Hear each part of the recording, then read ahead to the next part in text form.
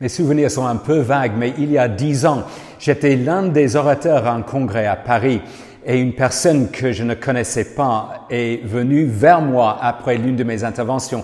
Son but était de m'annoncer une parole de la part de Dieu. Son message: si vous perdez votre travail, ne vous inquiétez pas, parce que Dieu a un ministère d'un plus grand impact en réserve pour vous. Aujourd'hui, 10 ans plus tard, j'effectue le même travail à l'IBB.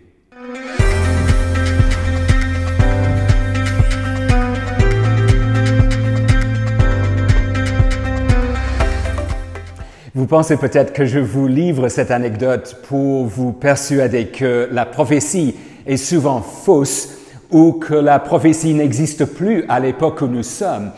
Mais ma démarche dans le webinaire et surtout le séminaire sur la prophétie sera de vous persuader d'autre chose, qu'il faut éviter les imprécisions, les raccourcis, les malentendus lorsqu'on parle de la prophétie. Qu'est-ce que la Bible veut dire par la prophétie?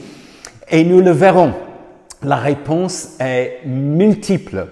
J'évoquerai 8 types de prophètes dans l'Ancien Testament et 5 pour le Nouveau Testament.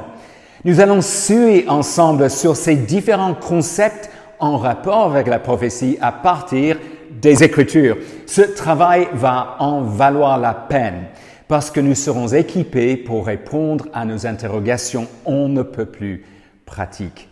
Voici un avant-goût. Éphésiens 4:11 est un texte clé pour le débat. Sur la base de ce verset, certains diraient qu'on devrait s'attendre à la prophétie dans le sens que j'ai donné en introduction, mon anecdote. En effet, Dieu a donné des prophètes à son Église, lisons-nous là. Mais quel type de prophète?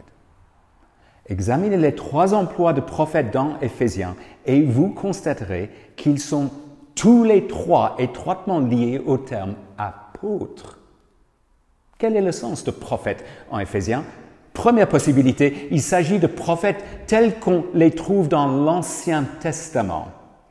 C'est peu probable parce que les apôtres n'appartiennent pas à l'époque de l'Ancien Testament et pourtant sont mentionnés avant prophète dans ces 3 textes. Deuxième option, parce qu'on ne trouve pas l'article défini devant prophète dans 2 des textes, certains pensent qu'on a affaire à des apôtres qui sont aussi des prophètes. Plus probable est une 3e option, des personnes étroitement liées aux apôtres, tels que Silas, Barnabé, Marc, Luc. Et donc, pas de prophète aujourd'hui? Ce n'est pas ce que j'ai dit. Je n'ai parlé que d'Éphésiens. Rejoignez-nous pour qu'on aborde les autres textes et pour découvrir si vous ne devriez pas vous-même exercer un ministère prophétique aujourd'hui. Au plaisir.